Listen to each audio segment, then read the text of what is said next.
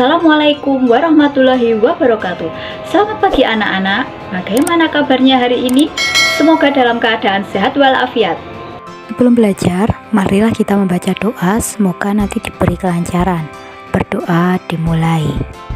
Berdoa selesai, perlu diketahui pula, kalian harus menyiapkan 2 buku khusus untuk bahasa Indonesia, yaitu buku catatan dan buku tugas. Minggu lalu kita telah belajar teks deskripsi, yaitu teks yang berisi penggambaran suatu objek, tempat, atau peristiwa tertentu kepada pembaca secara jelas dan terperinci, sehingga pembaca seolah-olah dapat melihat atau merasakan sendiri apa yang dideskripsikan oleh si penulis. Ciri umumnya terdiri dari 3, yaitu berupa objek khusus. Objek khusus yang dimaksud adalah misalnya objeknya adalah rumah, kemudian peristiwa, keindahan pantai, kemudian menggambarkan objek. Maksudnya yang digambarkan adalah keadaan dari objek tersebut seperti apa, dan isi berupa bagian objek secara konkret. Teks deskripsi pendeskripsiannya yaitu secara konkret. Pada struktur teks deskripsi, pada identifikasi yaitu memuat nama objek yang dideskripsikan, lokasi, makna nama, atau pernyataan umum tentang objek. Yang kedua yaitu deskripsi bagian, menggambarkan perincian bagian objek yang diuraikan atau dirinci berdasarkan tanggapan subjektif penulis. Dan yang ketiga berupa kesimpulan atau penutup. Bagian ini merupakan penutup teks tentang kesimpulan atau kesan penulis. Bagian ini boleh ada atau tidak, tergantung dari si penulis akan memberikan kesan terhadap objek yang disampaikan ataupun tidak.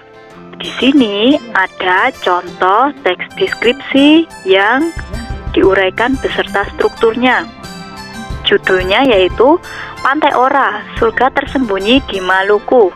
Pada bagian identifikasi, ini dijelaskan dari nama objek, lokasi, gambaran umum dari objek.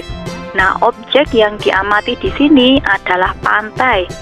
Pantainya bernama Pantai Ora. Di sini dijelaskan lokasinya di mana, kemudian gambaran umum dari pantainya seperti apa, seperti pada paragraf tersebut. Pantai Ora adalah sebuah tempat wisata yang layak untuk disandingkan dengan pantai-pantai indah di dunia, dan seterusnya di sini ya. Ini merupakan bagian identifikasi atau gambaran umum objek, yaitu Pantai Ora. Kemudian pada bagian berikutnya berisi deskripsi bagian. Terdapat 2 bagian ya, yaitu dari yang atas memerinci pasir, laut, pohon kelapa. Pada bagian kedua memerinci keadaan senja di Pantai Ora. Nah, pada bagian deskripsi bagian dijelaskan dari secara rinci Pantai Ora memiliki panorama yang sangat indah, dan seterusnya. Kemudian juga dijelaskan keadaan senja di Pantai Ora. Dan yang ketiga, strukturnya yaitu penutup atau kesimpulan. Pada bagian penutup ini biasanya penulis menyampaikan kesan secara umum dari apa yang telah diamati. Nah, yang telah diamati yaitu Pantai Ora. Kesannya penulis terhadap Pantai Ora ini seperti apa? Di sini dijelaskan, menjelang senja kita akan disuguhi pemandangan lain yang menakjubkan. Mentari berwarna kuning keemasan, perlahan tenggelam di ufuk barat. Kepergiannya secara perlahan membuat mata kita tak berkedip untuk terus menikmati pesonanya. Sungguh ciptaan Tuhan yang luar biasa. Nah, pada bagian penutup ini, penulis memberikan kesan yaitu terhadap keindahan senja Pantai Ora. Selanjutnya yaitu kaidah kebahasaan teks deskripsi. Yang pertama memuat kata umum dan kata khusus. Kata umum adalah kata yang luas ruang lingkupnya dapat mencakup banyak hal. Kata-kata yang termasuk dalam kata umum biasanya disebut hipernim. Contohnya melihat, membawa. Kemudian kata khusus, yaitu kata yang ruang lingkupnya maknanya lebih sempit. Biasanya kata yang tercakup dalam kata khusus disebut hiponim. Contohnya melihat, kata umumnya melihat, dikhususkan menjadi melirik, mengerti, memandang. Yang kedua, kata umumnya adalah membawa. Membawa ini dikhususkan menjadi menjinjing, menjunjung. Yang ketiga, kata umumnya berupa cantik. Cantik ini dikhususkan menjadi elok, molek, indah, atau menakjubkan. Berikutnya yaitu kalimat terperinci untuk mengkonkretkan. Nah, misalnya kalimatnya berupa ibuku orang yang sangat sabar. Nah, ini masih secara umum ya. Diperinci lagi menjadi ibu tidak pernah mengeluh dengan keadaan. Sejak ayah meninggal, ibu yang mencari nafkah untuk kami. Yang ketiga yaitu kalimat yang mengandung serapan panca indera. Penggunaan alat indera, mata, telinga, hidung, kulit sangat penting dalam sebuah teks deskripsi karena dapat membantu pembaca seolah melihat, mendengar, atau merasakan apa yang kita ungkapkan. Contohnya yaitu angin semilir membelai rambutku. Nah, di sini mengandung indera perabaan. Apa yang mengandung indera perabaan? Yaitu angin semilir yang membelai rambutku. Nah, ini kan bisa dirasakan oleh kulit atau rambut. Kemudian yang B, aroma melati memenuhi ruangan ini. Nah, mengandung indera penciuman. Yang mengandung adalah aroma melati. Aroma melati ini adalah dapat kita cium baunya. Yang C, pohon kelapa bergemerisik ditiup angin. Nah, mengandung indera penglihatan.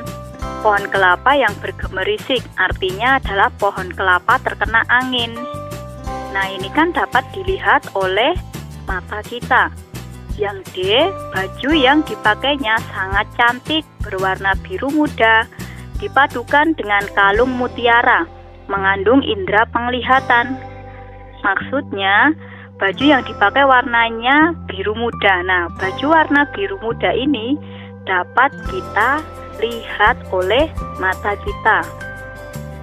Selanjutnya yaitu kata dengan emosi yang kuat.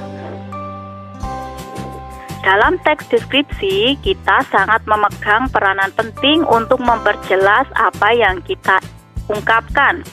Kata dalam deskripsi memiliki daya yang luar biasa untuk memperkuat gambaran yang kita inginkan.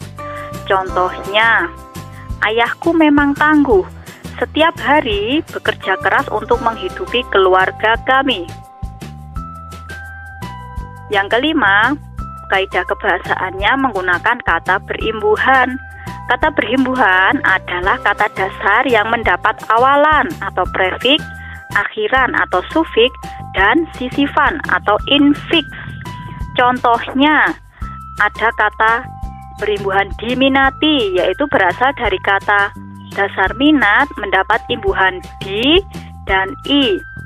Melewatkan, kata dasarnya berupa lewat, mendapat imbuhan me dan kan menjadi melewatkan. Tersembunyi, berasal dari kata dasar sembunyi, mendapat imbuhan ter. Yang keenam, berupa kata konjungsi. Kata konjungsi adalah kata yang digunakan sebagai penghubung antar frasa, klausa, ataupun kalimat. Berdasarkan fungsinya, konjungsi dibagi menjadi dua. Konjungsi intrakalimat, yaitu konjungsi yang digunakan dalam satu kalimat. Fungsi antar kalimat, konjungsi yang digunakan untuk menghubungkan satu kalimat dengan kalimat lain. Kemudian untuk penugasan, perhatikan slide di video.